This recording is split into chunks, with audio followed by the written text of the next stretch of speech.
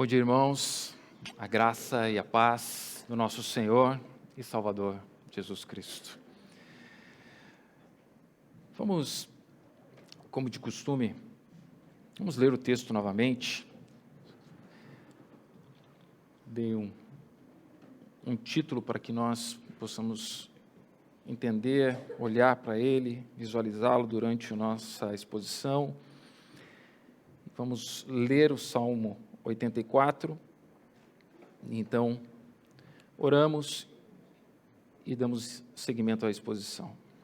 O Salmo 84 diz assim: missão ao mestre de cantos, segundo a melodia, os lagares, salmo dos filhos de Corá. Quão amáveis são os teus tabernáculos, Senhor dos exércitos. A minha alma suspira e desfalece pelos átrios do Senhor. O meu coração e a minha carne exultam pelo Deus vivo. O pardal encontrou casa e andorinha, ninho para si, onde acolhe os seus filhotes, eu, os teus altares, Senhor dos exércitos, Rei meu e Deus meu. Bem-aventurados os que habitam em tua casa, louvam-te perpetuamente. Bem-aventurado o homem cuja força está em ti, em cujo coração se encontram os caminhos aplanados, o qual, passando pelo vale árido, faz dele um manancial. De bênçãos o cobre a primeira chuva. Vão indo de força em força.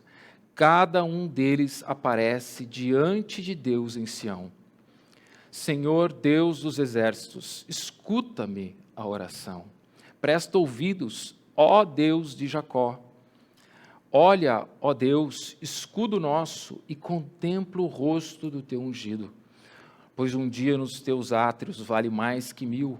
Prefiro estar à porta da casa do meu Deus a permanecer nas tendas da perversidade. Porque o Senhor Deus é sol e escudo. O Senhor dá graça e glória. Nenhum bem sonega aos que andam retamente. Ó Senhor dos exércitos, feliz o homem que em ti confia. Vamos orar. Senhor nosso Deus, te damos graças mais uma vez, em mais uma manhã. Ó Pai, estamos aqui para louvar, glorificar, exaltar o teu nome, Senhor. Bendizer-te nessa manhã, reunidos aqui. Senhor nosso Deus, ajuda-nos a contemplar a beleza da tua palavra, a contemplarmos a ti, Senhor, como o nosso Deus santo, único, verdadeiro, desejável, admirável, amado. Ajuda-nos nessa manhã. Nosso coração, Senhor, muitas vezes tão inquieto, tão confuso, tão atribulado por esse tempo, Senhor, estranho. Ajuda-nos, Senhor, porque pelo teu Espírito compreenderemos a tua palavra. E não só compreendemos, Senhor, mas vivemos a tua palavra. Ajuda a mim, o pregador, nessa manhã, que seja a tua palavra santa e verdadeira a ser proferida aqui, e não a do homem, Senhor. E ajuda cada um de nós, pelo teu mesmo Espírito, a compreender e aplicar nas nossas vidas para o louvor da tua glória. Em nome do teu Filho amado, oramos. Amém.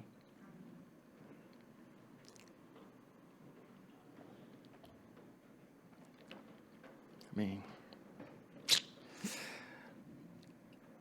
Eu queria, antes de propriamente irmos ao Salmo 84, eu queria falar um pouquinho a respeito do livro de Salmos e como ele entra nas nossas vidas, na nossa meditação. O livro dos Salmos, ele é considerado e geralmente conhecido e visto como o livro de oração da Bíblia.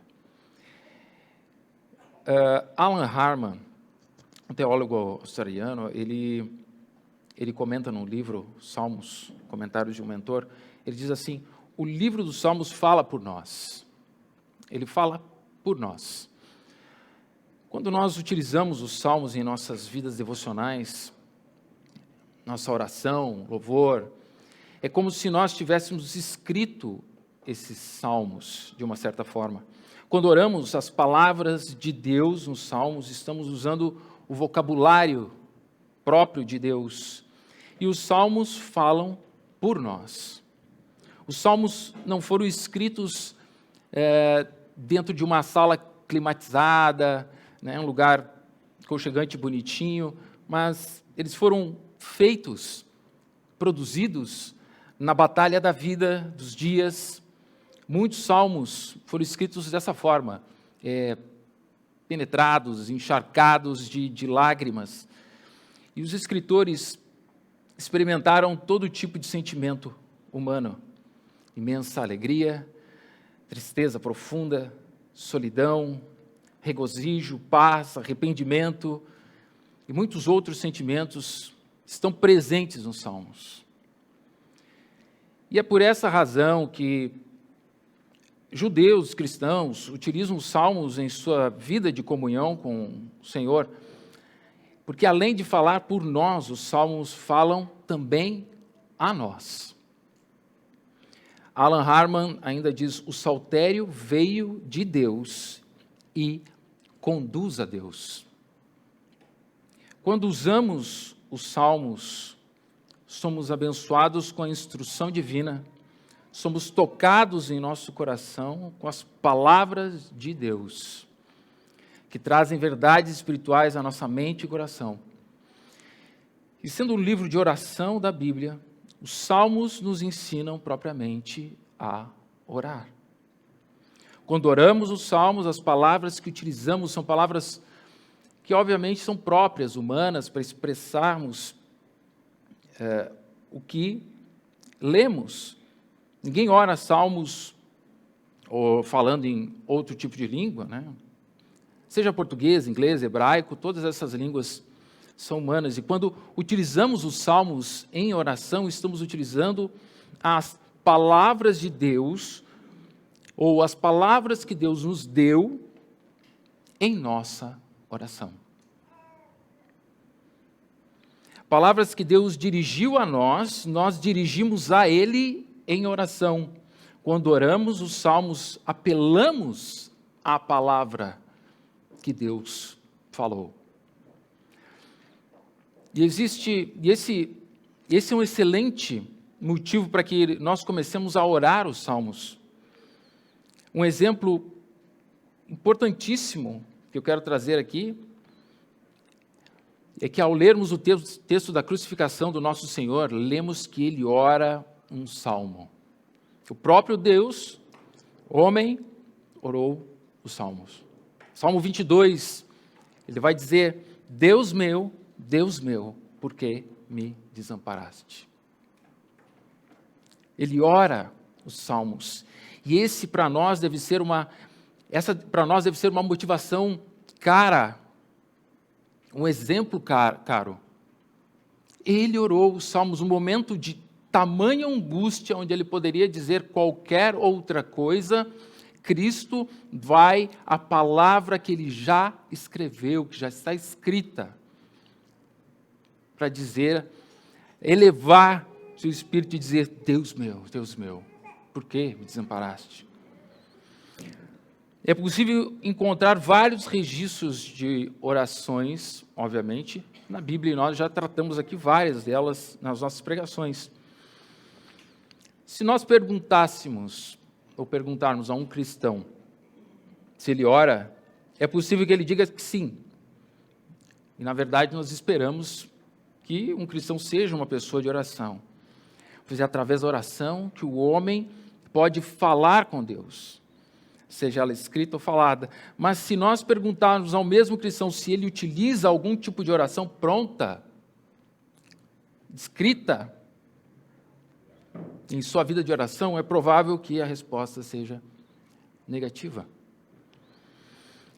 Muitos hoje rejeitam oração pronta em sua relação com Deus, porque em nossa mente a imagem talvez de um católico romano, né, lendo ou proferindo algo como um Pai Nosso, Ave Maria, o Credo Apostólico, entre outras coisas. Mas esse é um pensamento errado que talvez possamos ter. É nas Escrituras que encontramos as palavras que Deus quer que oremos a Ele.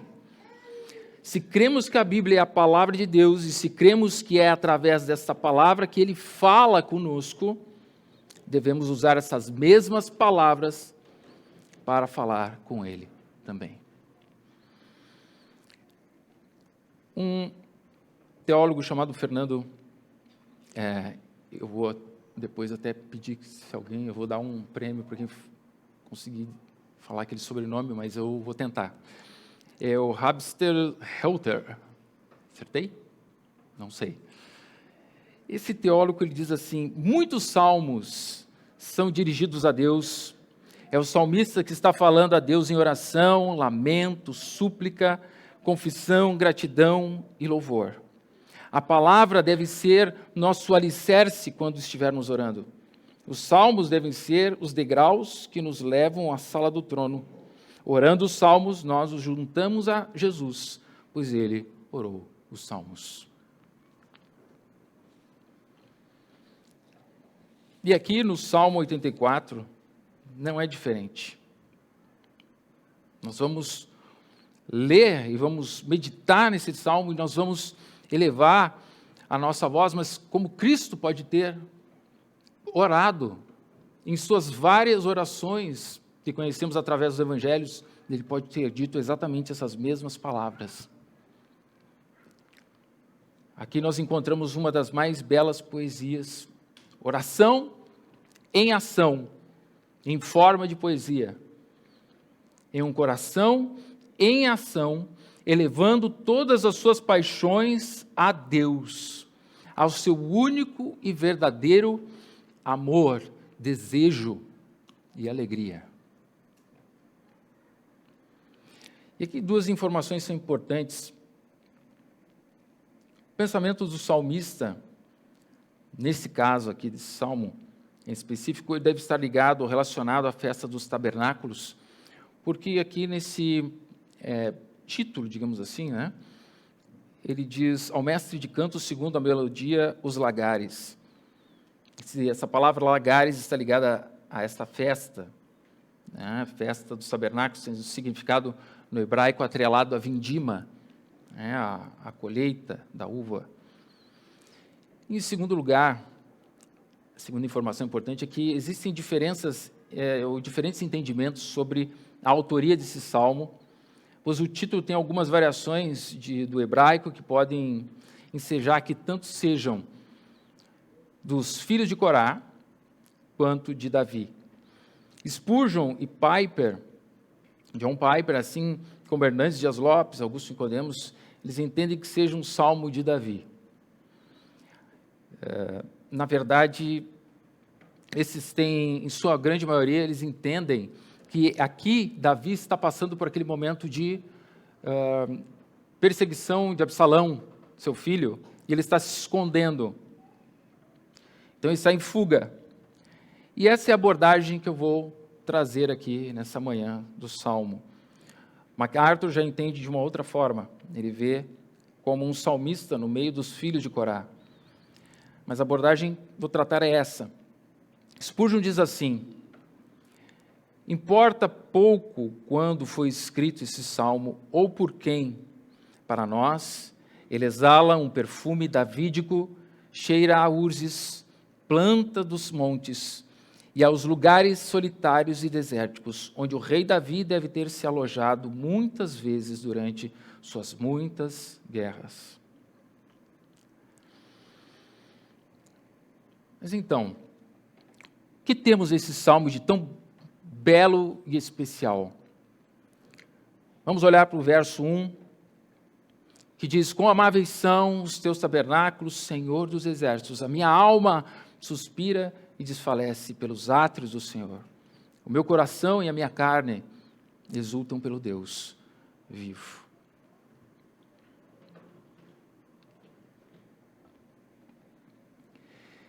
Em primeiro lugar, é importante destacar que aqui é uma condição do salmista, de Davi, de uma privação. privação da adoração no lugar da presença de Deus naquele tempo. Ele está falando como que de longe, angústia ou pesar, por não poder estar no lugar da presença de Deus. Davi começa encaminhando o nosso pensamento como que, da analogia da árvore para o bosque.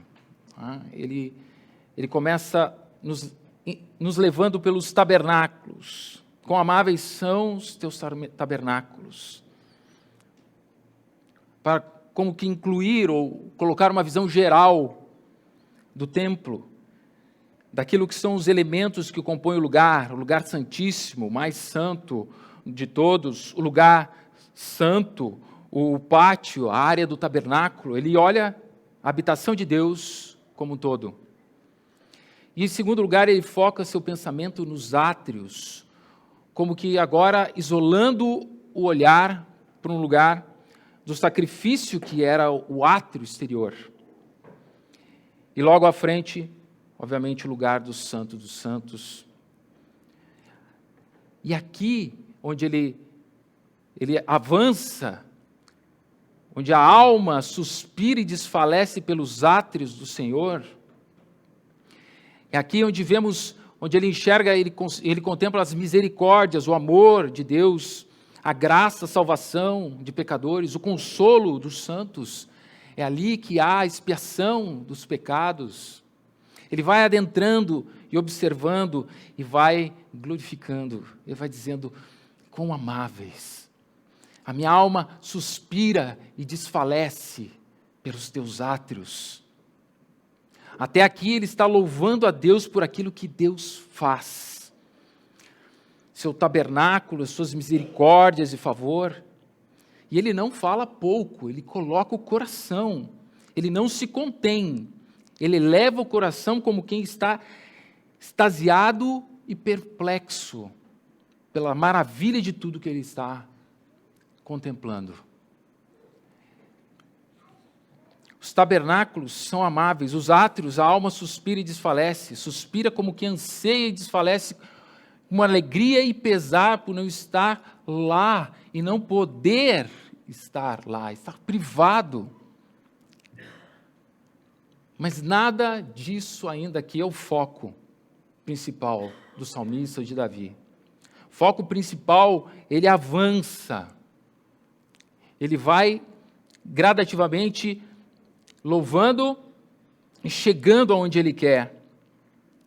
Ele diz, o meu coração e a minha carne se alegram, exultam, se alegram sobremaneira pelo Deus vivo.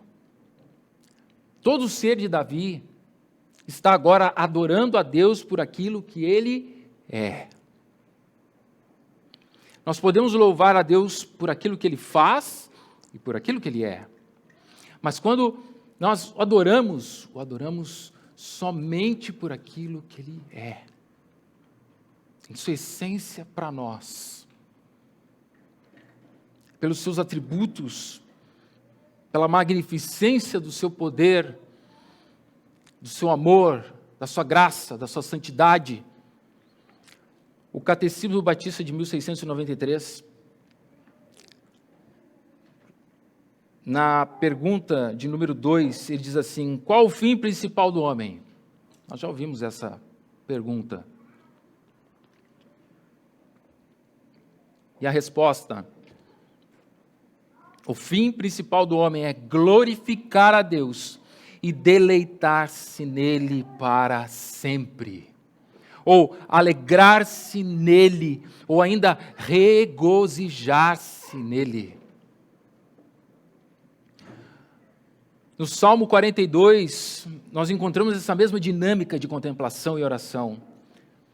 Ele vai dizer, Salmo 42, como suspira a corça pelas correntes das águas, assim por ti, ó Deus, suspira a minha alma. Assim por ti, ó Deus, suspira a minha alma. O que as Escrituras dizem, nos ordenam, como devemos nos achegar a Deus.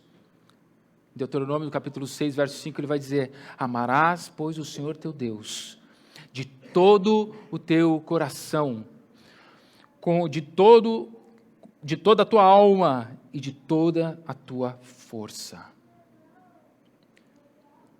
Esse salmo, assim como toda a Escritura, nos pede tudo. Tudo. Uma oração do ser, do profundo, daquele lugar onde só Deus consegue ter acesso. De lá que vêm as nossas vontades, a nossa volição para tomar as decisões para Ele ou contra Ele. É de lá que provém essa adoração que Davi, o salmista, traz aqui, que acha tão amáveis, tão supremos, que a alma suspira e desfalece, que a carne é afetada. Nossa alegria e anelo é Ele. Esse Deus que tudo pode, que tudo faz, que tudo sabe, que é inescrutável, que nos deixa perplexos, maravilhados por aquilo que Ele é. E com a palavra talvez do momento, com esse míssil de amor,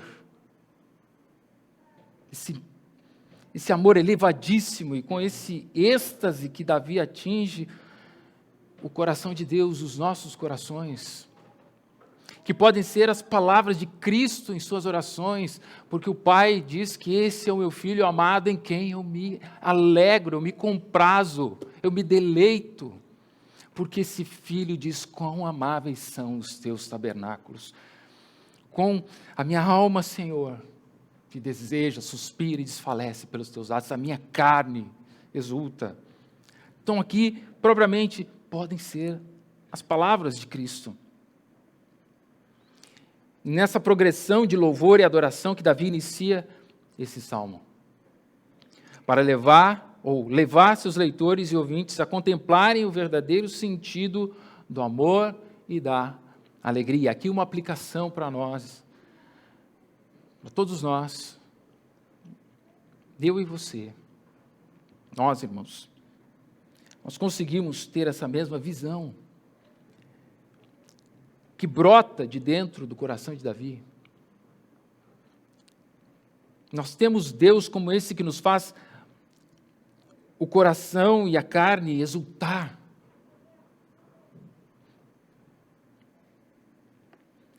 Ele é o nosso Senhor, Ele é o supremo em nossas vidas, Ele é o anseio da nossa alma.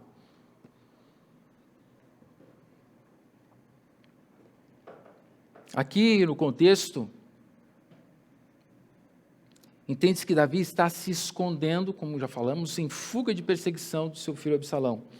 Mas o que ele mais anseia e deseja não é o trono de volta. Não são as regalias do palácio, de onde ele teria fugido. Mas o seu desejo maior, a sua angústia, é não estar na casa de Deus com o próprio Deus.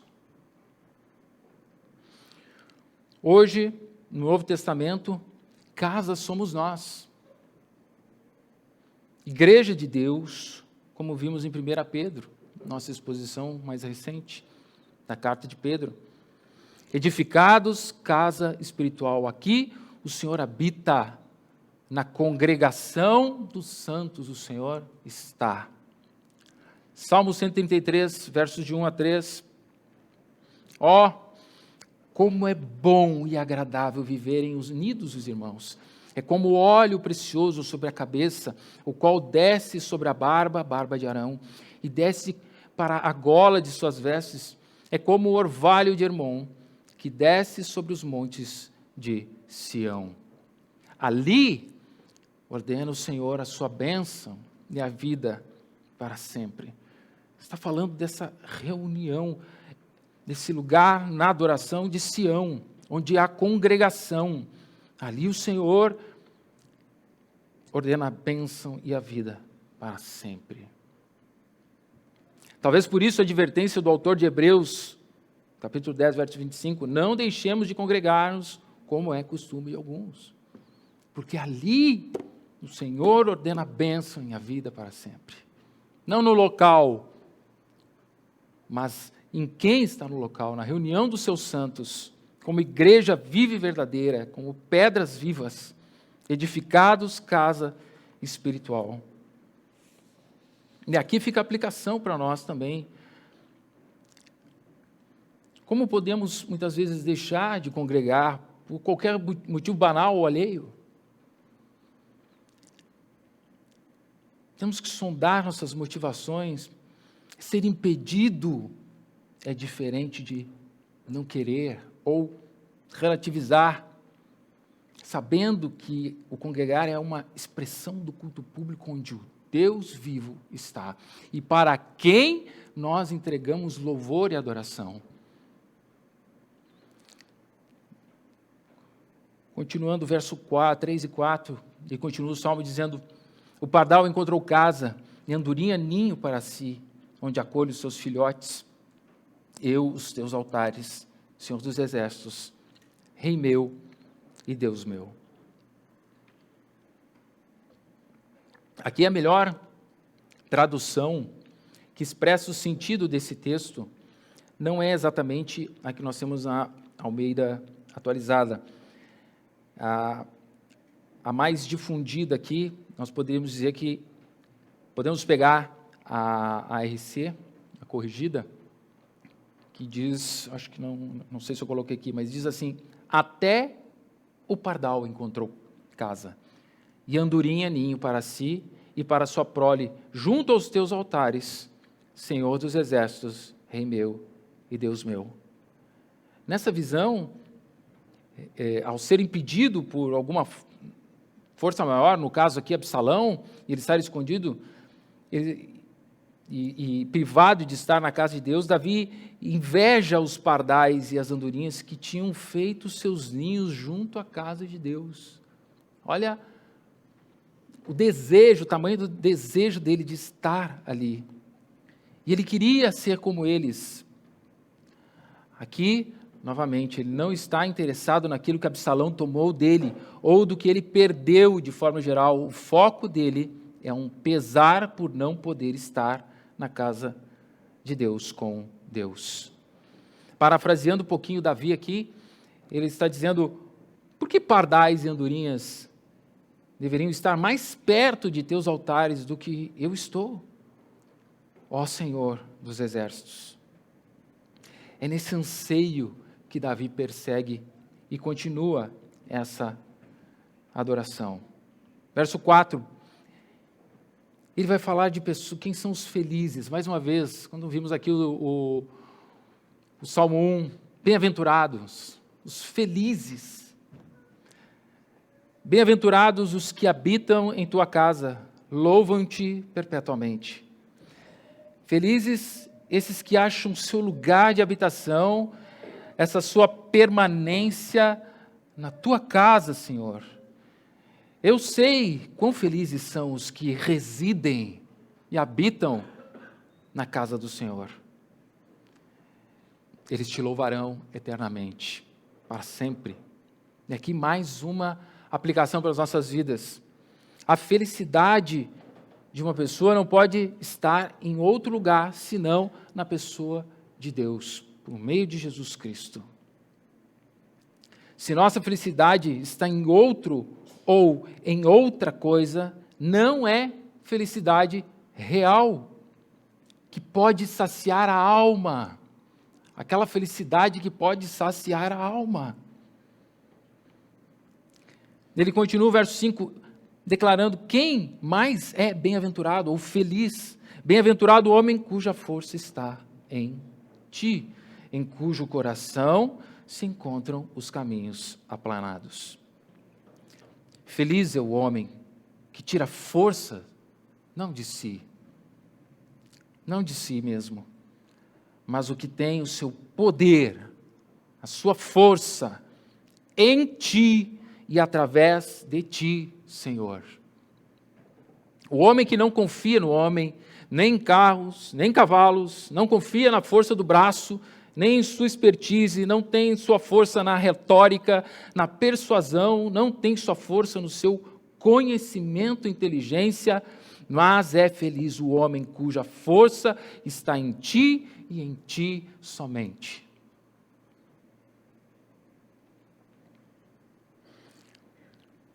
Ele continua o Salmo dizendo, verso 6, o qual passando pelo vale árido, faz dele um manancial, de bênçãos o cobre a primeira chuva, vão indo de força em força, cada um deles aparece diante de Deus em Sião. Versos 6 e 7. Ele segue pelo verso 6 como vislumbrando a peregrinação, os peregrinos que vêm de todas as partes para adorar a Deus em Sião.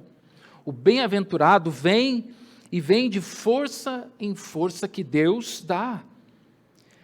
E juntos caminham pelo vale árido, mas porque estão aplainados os corações, retos. Em vez de aquele lugar mudar aquelas pessoas, aquele lugar árido, em vez de o vale de lágrimas, que algumas traduções têm ali vale de lágrimas, ou como outras traduções podem trazer vale de Baca, em vez do lugar mudar aqueles peregrinos, eles fazem daquele lugar um lugar de bênção e manancial, porque o coração deles está aplainado, está em Deus, solidificado. Spurgeon diz assim, famílias viajavam juntas, formando grupos que cresciam em cada parada. Acampavam em clareiras ensolaradas no meio de bosques nativos à beira dos caminhos. Cantavam em uníssono ao longo das estradas. Lutavam juntos para atravessar montes e brejos que aparecessem pela frente e, na caminhada, acumulavam lembranças felizes que nunca seriam esquecidas. Se alguém fosse excluído da companhia santa dos peregrinos e do culto devoto da congregação, certamente encontraria neste salmo a expressão adequada para o seu espírito pesaroso.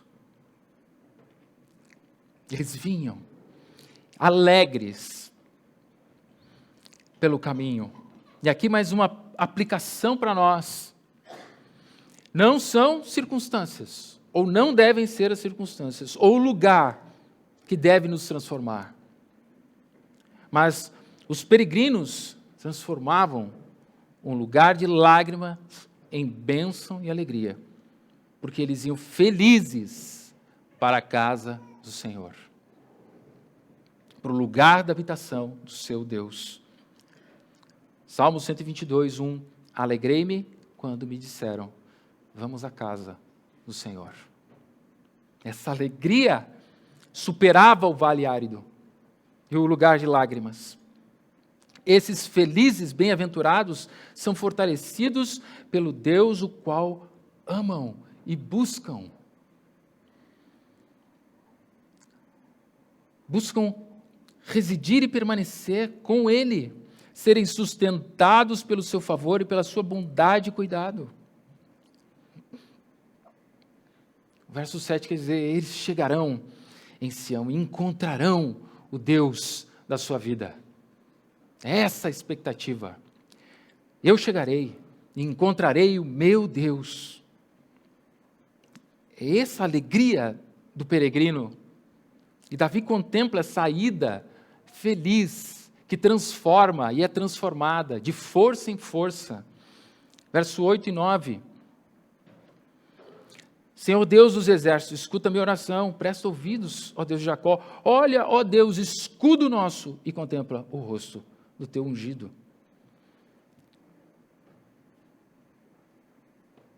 Nesse entremeio do Salmo, Davi rompe em oração e súplica. Ele clama ao Deus dos exércitos. Aqui ele está usando sempre essa linguagem, o nome de Deus militar. Porque ele está em fuga, ele está numa guerra. E ele chama Deus dos exércitos, Senhor dos exércitos. E ele clama ao Deus dos exércitos, porque é em meio a uma batalha que ele está salmodiando e orando.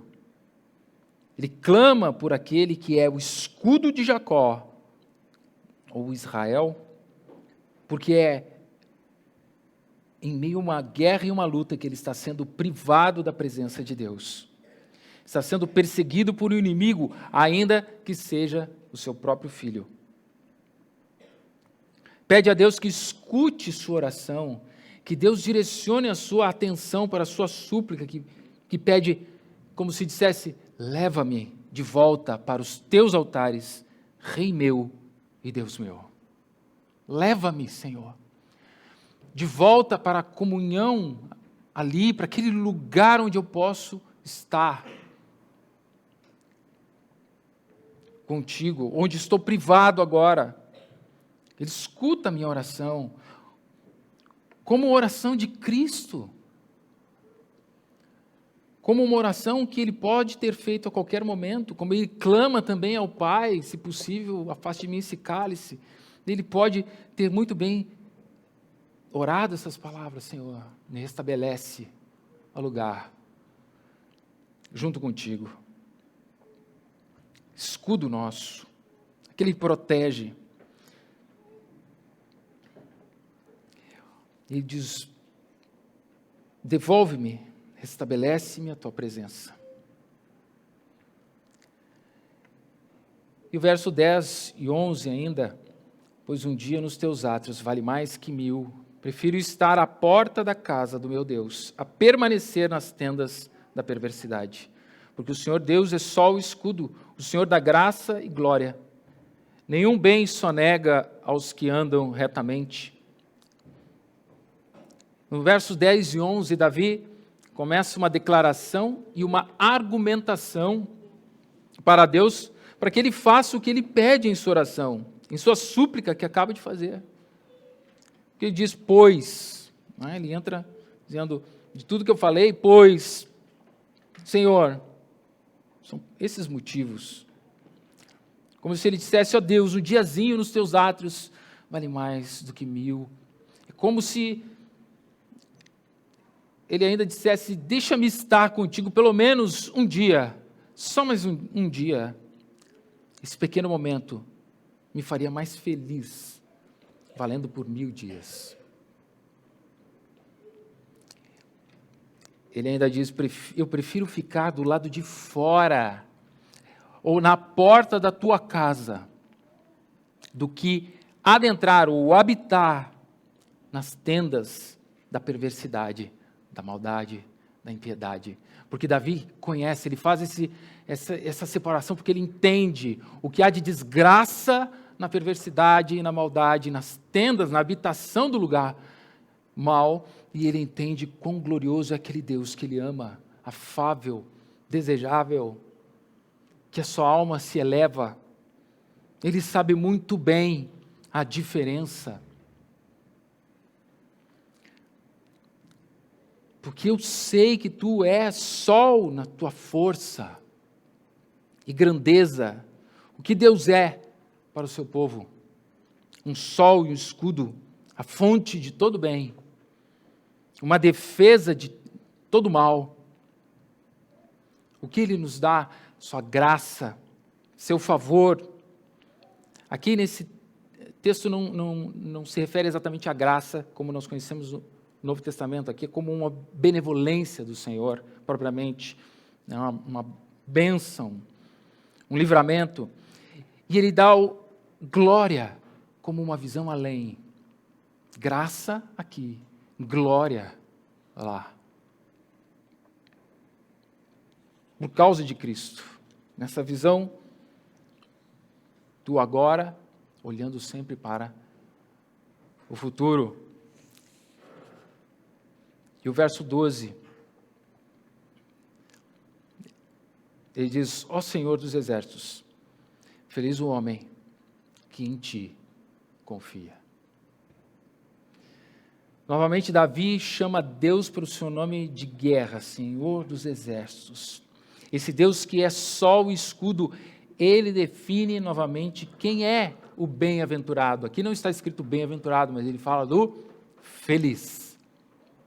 Feliz, 3 vezes nesse salmo fala desse feliz. É esse, o bem-aventurado. Quem é o homem feliz? É aquele que confia, que entrega a sua vida para aquele em quem ele propriamente confia. Deus, o seu Deus. Como é feliz esse homem, que confia em Deus por todas as coisas que ele faz, por tudo que Deus dá e o que ele não dá.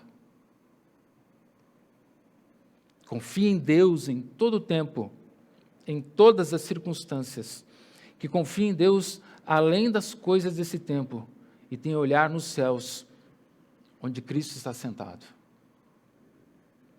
Como é feliz!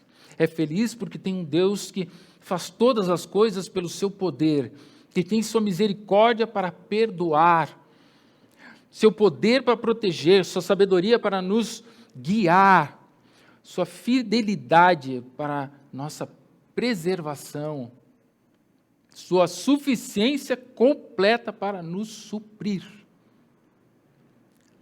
que nos tira das trevas e nos transporta para o reino do Filho do seu amor. Que possamos orar esse salmo, irmãos, em temor e tremor. É um salmo glorioso para se orar. Difícil, talvez. Um coração que se coloca nessa posição para elevar sua alma e sua voz. Com convicção, devemos orar e oramos de que amamos a Deus. Esse que dizemos, Rei meu e Deus meu. Felizes que estamos sendo conduzidos pelo vale árido, com o coração aplainado, com cânticos e alegria, porque estamos indo para Sião, da cidade da perdição, como diria John Bunyan, no seu livro Peregrino, da cidade da perdição para a cidade celestial. Conheceremos como somos conhecidos, e é Ele que garante o caminho. É Ele que garante o caminho. Rei meu e Deus meu. Agostinho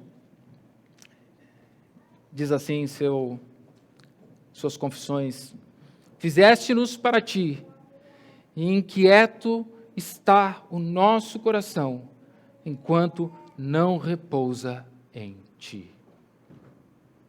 Não repousa em ti. Que a nossa alegria seja Ele. Que nós realmente entendamos como esse Deus, que nós não vemos aqui, né, palpável, Ele pode ser tão desejável, tão amável, tão tremendo, que nos deixa perplexos e extasiados. Como é esse Deus do Salmo 84? Que Ele seja Deus mesmo em nossas vidas, que nós possamos orar a esse Deus, e que venha o reino do nosso Deus e a autoridade do seu Cristo. Amém? Vamos orar.